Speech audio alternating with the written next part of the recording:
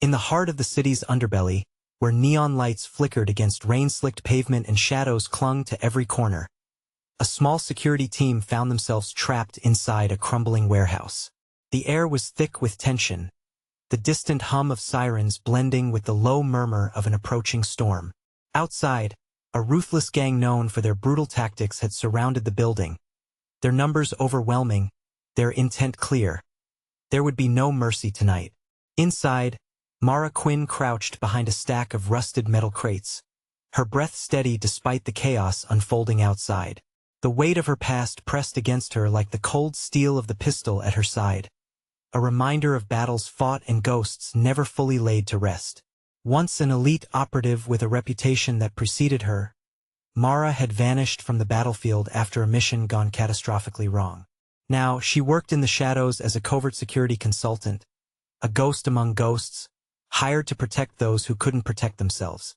Her team, a handful of equally wary professionals, clustered near the reinforced entrance, their eyes darting toward every movement beyond the cracked windows. The witness they guarded, a young woman with information that could dismantle the gang's entire network, was sealed safely in a back room, unaware of the storm closing in around her. Mara's jaw tightened as she scanned the perimeter. The gang's silhouettes moved like predators, confident and merciless. The warehouse was far from the sterile environments Mara once operated in. The scent of mildew mixed with oil, the floor littered with broken glass and discarded tools. It was a far cry from the precision of her former life. Yet here, in this forgotten corner of the city, every skill she had honed would be tested. She knew the gang's reputation: violent, unpredictable, and heavily armed. They didn't just want to intimidate, they wanted to annihilate. Mara's mind flickered back to the day she left the service. It wasn't shame or fear that pushed her away, but the weight of a covert mission that spiraled out of control, the loss of comrades, and a betrayal that cut deeper than any bullet. Since then, she had sought anonymity, weaving herself into the fabric of the city's underworld as a consultant, a protector from the shadows. She preferred it that way, unseen, unrecognized.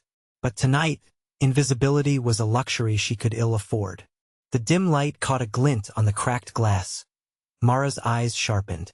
Outside, a figure moved closer to the entrance, scanning for weaknesses. The team tensed. They were vastly outnumbered, their ammunition limited, and no backup was coming. The gang's plan was clear: breach, seize the witness, and erase any opposition. But Mara Quinn was not about to let that happen. She whispered a terse command to her second-in-command, the only other member with combat experience, signaling a repositioning to maximize their defensive advantage. Each member moved with practiced caution, shadows themselves in this deadly game of cat and mouse. Mara's gaze flicked to the witness's room, where muffled sobs betrayed the young woman's fear. It was a stark reminder of what was at stake. The warehouse's structure offered little cover, but Mara's tactical mind raced, calculating angles and escape routes. She recalled every training session, every mission briefing, every moment in the field where split-second decisions meant survival or death. Those lessons had saved lives before. Tonight, they would save hers and her team's. Suddenly, the windows shattered, shards raining down as gunfire erupted. The gang was making their move. Fast, brutal, and merciless. Mara's heart pounded, but her expression remained calm, controlled. She moved swiftly, signaling her team to hold their positions and return fire only when absolutely necessary. The element of stealth was their only hope. Behind her hardened exterior, Mara felt the familiar rush of adrenaline, a paradoxical mix of fear and clarity. This was her crucible, the moment where her buried skills would either save them or condemn them. She tightened her grip on the pistol, eyes scanning the darkness beyond the broken glass. As the first wave of attackers breached the perimeter, Mara slipped through the shadows, picking off sentries with silent precision. Her movements were fluid, almost ghost-like, remnants of a life she had tried to leave behind, but that refused to let her go. Each threat neutralized shifted the balance, buying precious seconds for her team to regroup. The warehouse echoed with the clash of gunfire and shouted orders, but Mara's focus never wavered. She thought of the witness, the fragile hope she represented in this violent world. Protecting her was more than a job. It was a chance at redemption, a way to atone for past failures. Amid the chaos, Mara caught sight of a narrow stairwell leading to the rooftop. It offered a vantage point and a possible escape route if the ground floor became untenable. She gestured urgently to her team, her voice low but commanding. They nodded, understanding the unspoken plan. Survive, protect, and if necessary, disappear into the night. One of the younger guards, clearly shaken but determined, looked to Mara with a mix of fear and admiration. She saw herself in his eyes, a soldier caught between duty and doubt. Mara gave him a brief, reassuring nod. This was not just about firepower. It was about leadership, about instilling the courage to face impossible odds. The gang's voices grew louder, their footsteps heavy on the concrete. Mara's mind raced through contingency plans. Communications were jammed. No reinforcements would arrive in time. They were alone, but she wasn't about to surrender. In a brief lull, Mara allowed herself a moment to assess her team. Each member bore the strain differently. Some clenched their jaws, others gritted their teeth in silence. Yet beneath the fear, there was resilience. They had trusted her with their lives, and she would not let them down. Her fingers brushed against the worn leather strap of a pendant beneath her jacket, the only keepsake from her old life. It steadied her, a silent vow to fight not just for survival but for the chance to make things right. Outside, the storm finally broke, rain pelting the broken windows and mixing with the scent of gunpowder. The gang's advance slowed momentarily, giving Mara the opening she needed. With a swift motion, she moved from cover to cover, taking down 2 attackers before disappearing into the shadows again. Her team followed, their movements coordinated but cautious. The warehouse was no longer just a battleground. It was a maze, a test of wills. Mara's strategic mind thrived in this moment, turning fear into focus, chaos into calculated action. As the night deepened, Mara knew this was only the beginning. The fight for the witness's life and their own would push them to the edge. But beneath the weight of the city's darkness, a spark of something fierce and unyielding burned within her. She was not just surviving tonight. She was preparing to reclaim the part of herself she had buried long ago. As the rain hammered against the shattered windows and the distant thunder rumbled like an ominous drum, Mara Quinn pressed herself into the narrow shadows of the stairwell, her breath shallow but controlled. The warehouse was no longer just a battleground. It had become a crucible testing every ounce of her suppressed combat training and tactical instincts. The gang's ambush had left her team pinned down, ammunition dwindling, and the promise of reinforcements a distant, impossible hope. Yet in the midst of the chaos, Mara's resolve crystallized. Survival meant taking the fight to the enemy on her terms. Her eyes flicked to the small group huddled behind the rusted machinery. A mix of nerves and determination etched across their faces. The witness, still locked away in the back room, was fragile and terrified, but Mara knew she couldn't afford distractions. Every second counted. Every decision could tip the scales toward life or death. The gang's footsteps echoed louder now, their voices rough with anticipation as they searched relentlessly. Mara's mind raced, scanning the environment with the precision honed over years of covert operations. The warehouse offered limited cover, but its labyrinthine layout was a double-edged sword. Dangerous, yes, but also an opportunity. If she could move quietly, pick off their attackers one by one, she could shift the momentum. She whispered a terse command to her second-in-command, Alex, a steady presence amid the storm, instructing him to secure the witness and prepare for a tactical withdrawal if necessary. Then, with a careful glance over her shoulder, Mara slipped from cover, melting into the shadows like a ghost. Her first target was a lone figure prowling near the loading dock. Mara's breath steadied, and with a silent squeeze of the trigger, the man dropped without a sound. The others remained unaware, their attention focused elsewhere. Mara moved swiftly, each step deliberate, each shot precise. Her suppressed instincts, once buried beneath years of quiet consultancy, surfaced with lethal clarity. Behind her, the team shifted, emboldened by the sudden thinning of enemy ranks. Mara's silent assault was changing the dynamic. The gang, confident in their numbers, hadn't anticipated a foe who moved like a shadow, striking with calculated efficiency. Slowly, the tide was turning. Yet with every eliminated threat, Mara felt the weight of her past press heavier upon her. Memories flickered. Missions lost to betrayal. Comrades fallen in silence. The bitter sting of an institution that had discarded her when she needed it most. But here, in this bleak warehouse, those memories fueled her resolve rather than sapping her strength. Another figure emerged, cautiously checking the broken windows for movement. Mara held her breath, steadying her aim, and dispatched him before he could raise an alarm. It was a dangerous game of cat and mouse, each second pregnant with risk, but Mara's training was impeccable. Years of fieldcraft and marksmanship coalesced into every measured movement. Her team's morale surged as they witnessed her effectiveness. Even the youngest guards, previously paralyzed by fear, found renewed courage. Mara's leadership was quiet but undeniable, her tactical mind weaving a web of control amid the chaos. She directed subtle repositioning, ensuring her team covered vulnerable angles while conserving precious ammunition. A brief radio crackle interrupted the silence, a garbled message from a nearby unit, confirming no reinforcements were en route. The reality was harsh and unyielding. They were alone and outnumbered, but surrender was never an option. Mara's eyes hardened. She would fight, not just to survive, but to protect the fragile hope embodied in their witness. She signaled Alex to prepare a diversion on the opposite side of the warehouse.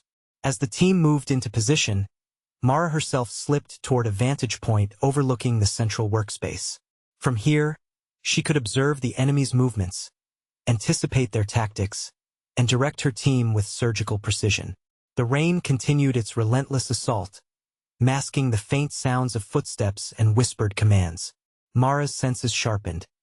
Every creak of the floor, every shift of shadow became a thread in the tapestry of survival she was weaving. She felt the old familiar rush, the paradoxical blend of heightened awareness and cold detachment that only years in combat could produce. Suddenly, a squad of the gang's fighters cautiously advanced through a narrow corridor. Mara's pulse quickened, but her hands remained steady. She took aim, sighting down the barrel with practiced ease. One by one, her shots found their marks, the suppressed pops muffled by the storm outside. Each fallen enemy was a statement.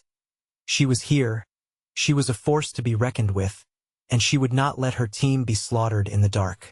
As the firefight intensified, Mara's tactical acumen became the fulcrum of their defense. She orchestrated movements, coordinated cover fire, and identified choke points to funnel the attackers into kill zones.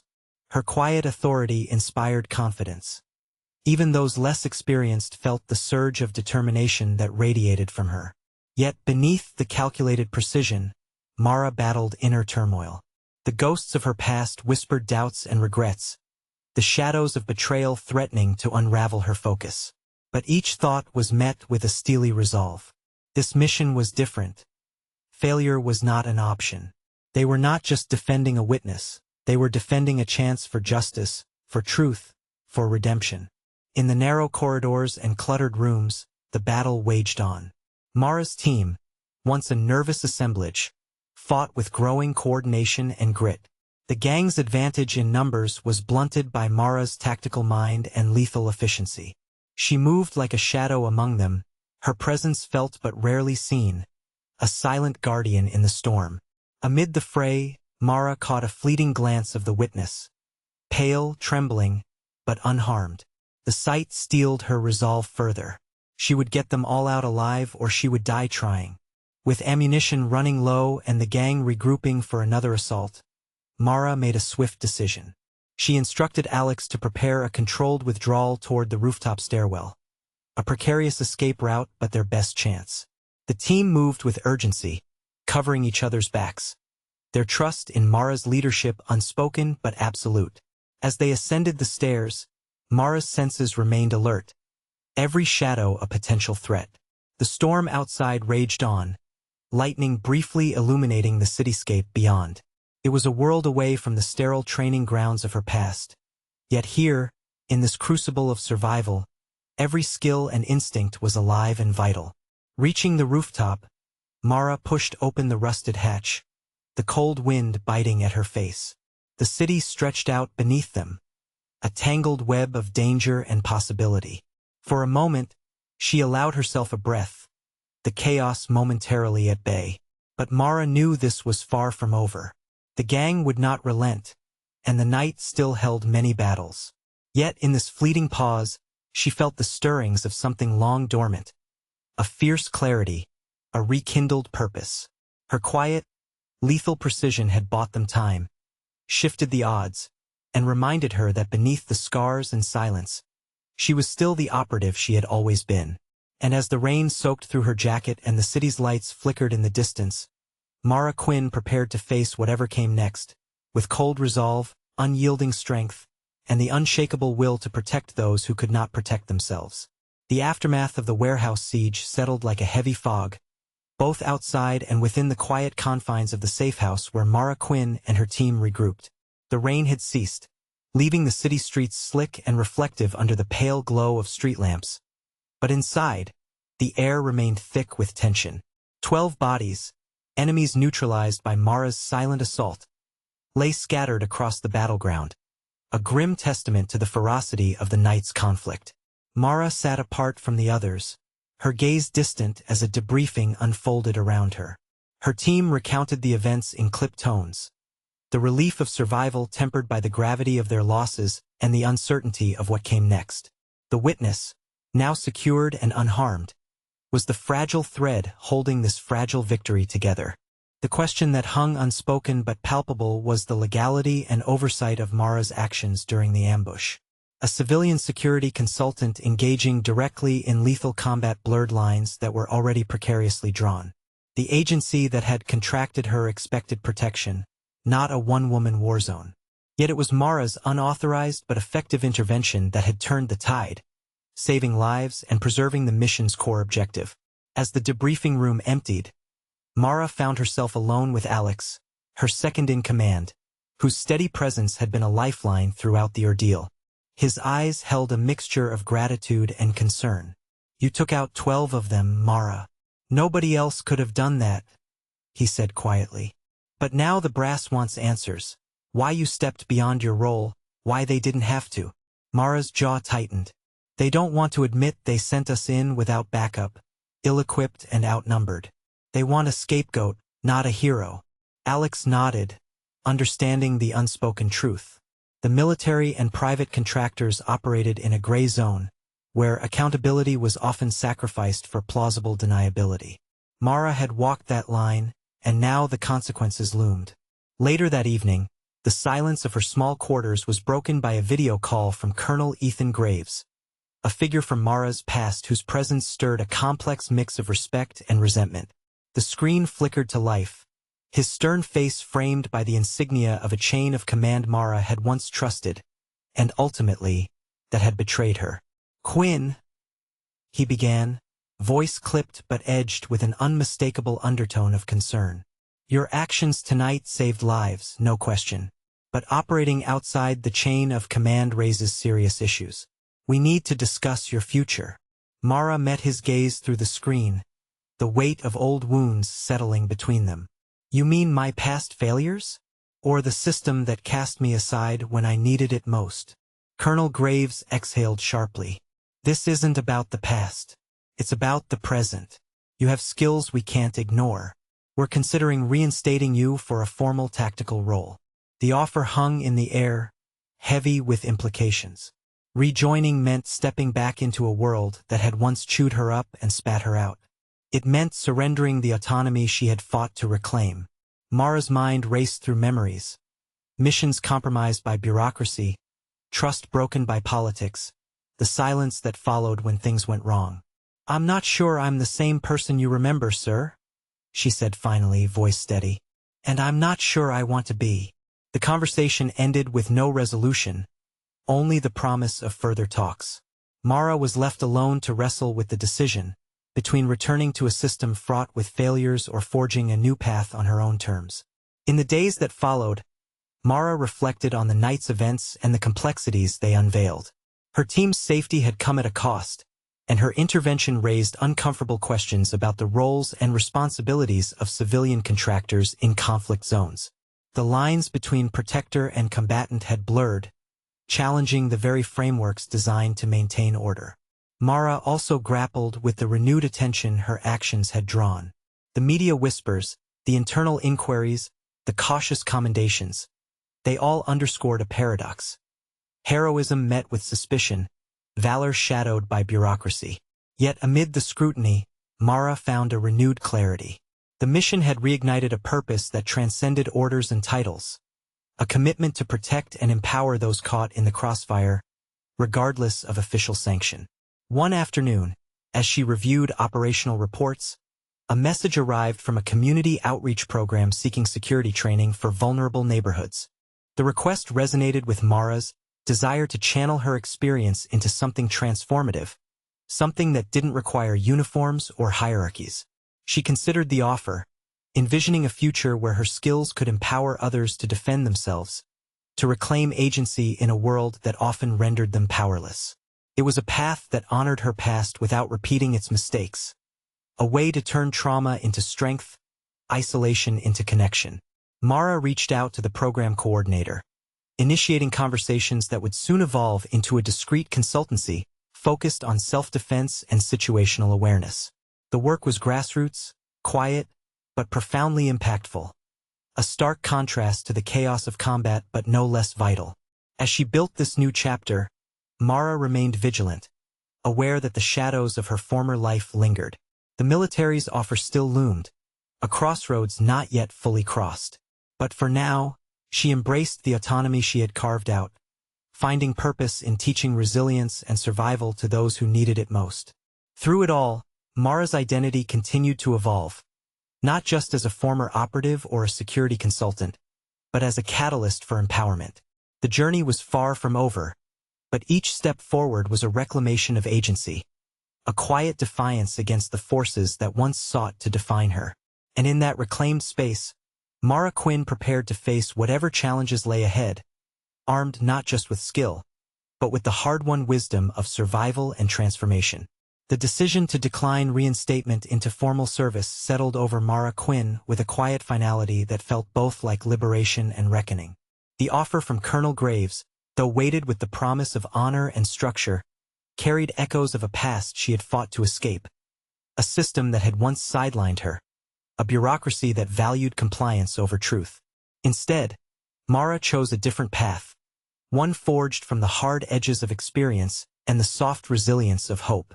She found herself drawn to a rugged, isolated stretch of land far from the city's suffocating shadows, a place owned by her father, nestled in the rolling plains of Montana. The ranch was a world apart, where the air was crisp, the nights vast and star-filled, and the burdens of her past could be laid down, if only briefly. It was here that Mara set about building something new, something deeply personal and profoundly transformative. The ranch became her sanctuary and her training ground. Drawing from years of military expertise and the lessons carved out in the crucible of urban combat, Mara developed a program designed to teach young women marksmanship and self-confidence. The initiative was more than a course in firearms. It was a deliberate act of empowerment, a challenge to the narratives that sought to confine and diminish. Each morning, as dawn broke over the Montana horizon, Mara led a small, diverse group of girls through drills that combined precision shooting with mental resilience.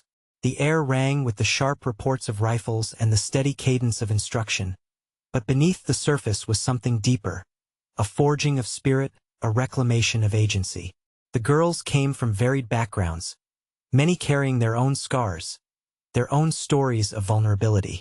Mara saw in them a reflection of her younger self, uncertain but unyielding, fragile but fierce.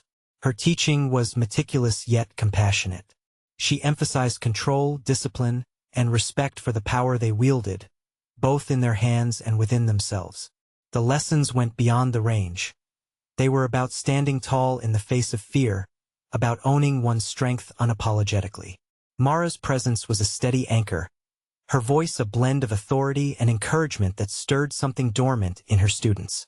In the evenings, after the day's training ended, Mara often sat alone on the porch, the vastness of the Montana sky stretching overhead.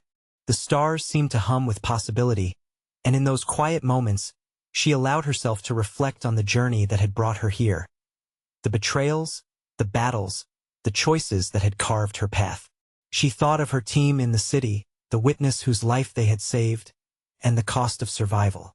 But more than that, she thought of the future she was crafting now, not one dictated by orders or conflict, but by purpose and empowerment. This was her redemption, not in the eyes of the institution that had once rejected her, but in the lives she was shaping and the strength she was nurturing.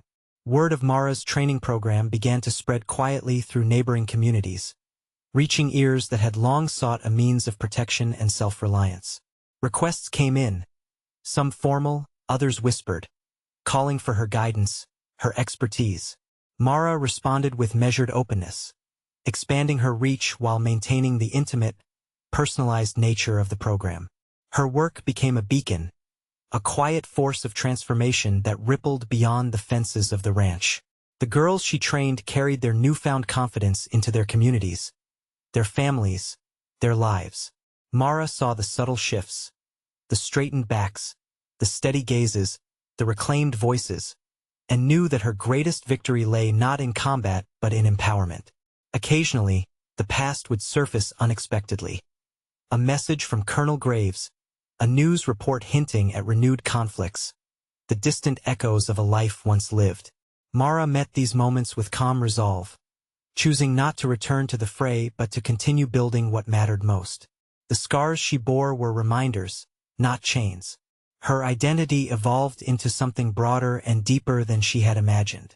No longer defined solely by her role as an operative or a contractor, Mara embraced her place as a mentor, a protector in a different sense. The ranch, the training, the community, they were the new front lines where she fought for change, for resilience, for hope. In this reclaimed space, Mara found peace, not the absence of struggle, but the presence of purpose. Each day was a testament to survival, transformation, and the enduring strength of agency. The lessons she imparted went beyond marksmanship. They were about owning one's story, standing firm against adversity, and forging a life on one's own terms. And as the sun dipped below the Montana hills, casting long shadows over the land she now called home, Mara Quinn stood among the young women she had come to see as her legacy. Together, they faced the horizon, unyielding, unbroken, and ready for whatever challenges lay ahead.